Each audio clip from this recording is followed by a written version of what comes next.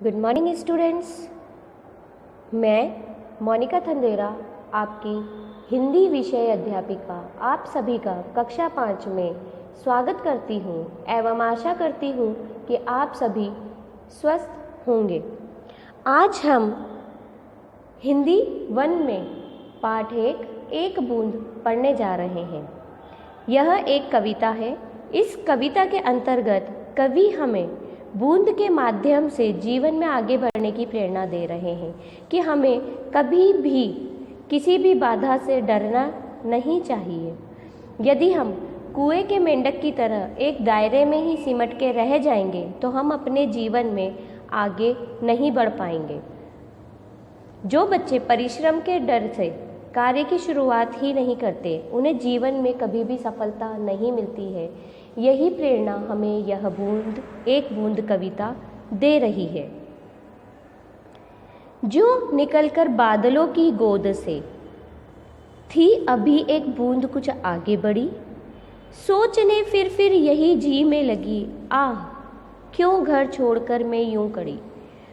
बूंद अपने ही मन में ये सोच रही है कि मैंने बादलों की गोद को क्यों छोड़ा। जैसे बरसात के समय पे बारिश की जो बूंदें होती हैं वो बादलों से गिरती है, तो वह उनमें से एक बूंद ये सोच रही है कि मैंने बादलों की जो गोद है वो मैंने क्यों छोड़ दी और मैं निकल कर आ गई।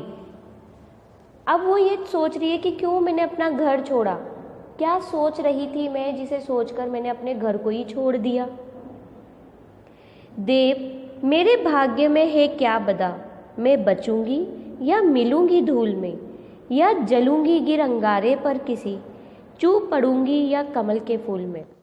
वही बूंद भगवान से यह पूछ रही है कि हे भगवान, मेरे भाग्य में क्या लिखा हुआ है, मैं बचूंगी या मैं धूल में मिल जाऊंगी, या मैं किसी अंगारे पर जा गिरूंगी, या फिर मैं कमल के फूल में गिरकर एक मोती के समान जगमगाऊंगी।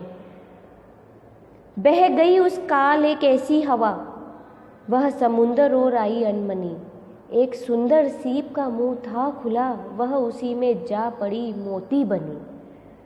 उतने में ही क्या हुआ, हवा का एक झोंका आया और वह बिना मन के ही समुद्र की ओर उड़ चली।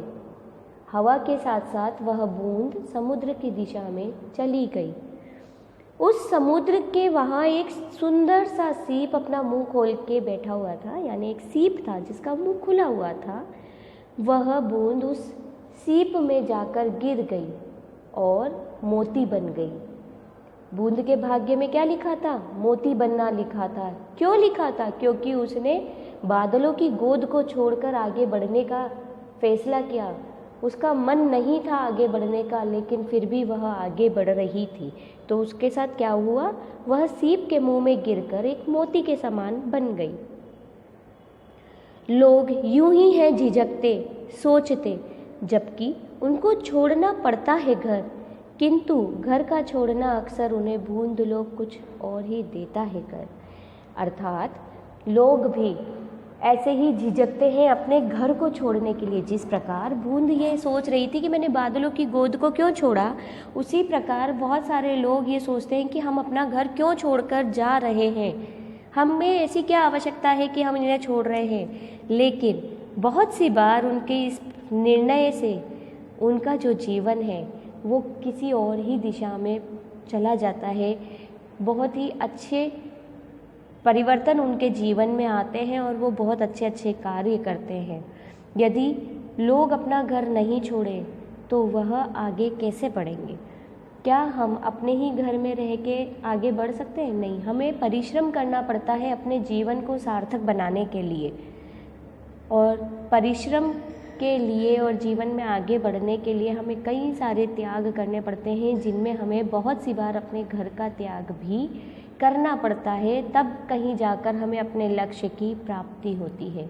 जिस प्रकार बूंद ने अपना घर छोड़ा, भले ही उसका मन नहीं था, फिर भी वह आगे बढ़ती रही और आखिरकार एक बूंद में परिवर्तित हुई। उसी प्रकार जब लोग भी अपने घर को छोड़ते हैं तो वो कहीं ना कहीं अपनी मंजिल को अवश्य पाते हैं।